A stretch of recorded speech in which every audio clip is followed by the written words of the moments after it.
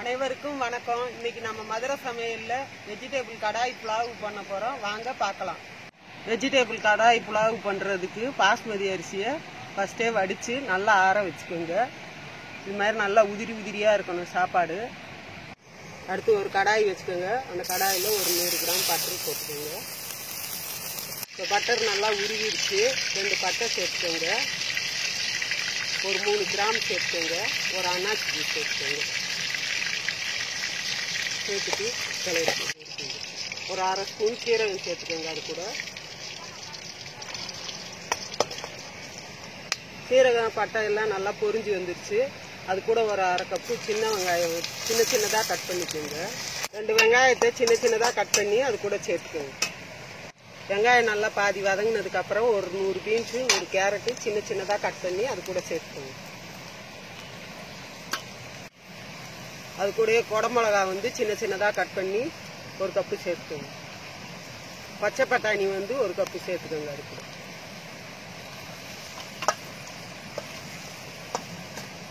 சேர்த்துட்டு எல்லாத்தையும் நல்லா ஒன்றா சேர்த்து நல்லா வதக்கிக்கோங்க.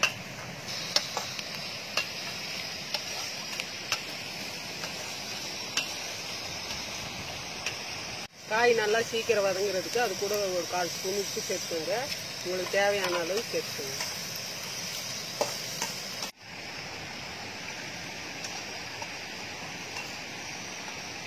காய் நல்லா வதங்கிடுச்சு. இப்போ வெந்துடுச்சு. அது கூட ஒரு 2 தக்காளி நீட்டாக கட் பண்ணி சேர்த்துக்கோங்க.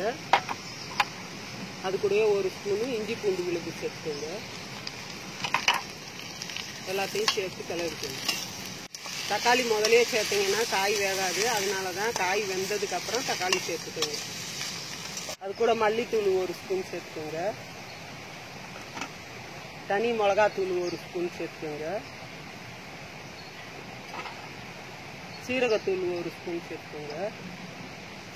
தேவையான அளவு சேர்த்துக்கோங்க.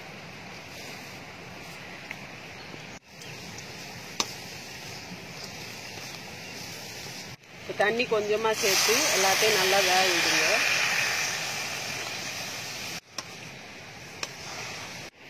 காய் நல்லா வெந்துருச்சு. இப்போ சாதத்தை அது கூட சேர்த்துக்கோங்க.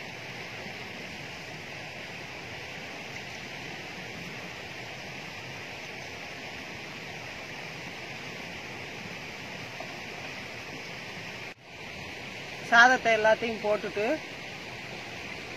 கொஞ்சம் தண்ணி தொளிச்சுக்கோங்க. தண்ணி தொளிச்சுட்டு ஒரு தட்டு போட்டு ஒரு 5 நிமிஷம் மூடி வைங்க. சிம்மிலேயே இருக்கட்டும் ஒரு 5 நிமிஷம். மூடி வச்சு 5 நிமிஷம் ஆயிடுச்சு. எடுத்துட்டு எல்லாத்தையும் சேர்த்து கிளறிக்கணும்.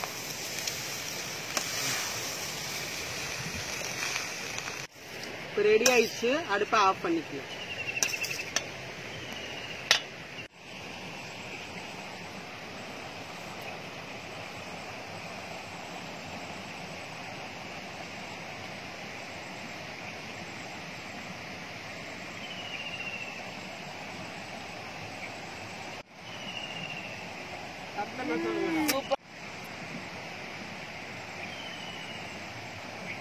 சூப்பரா வெரி டேஸ்டி.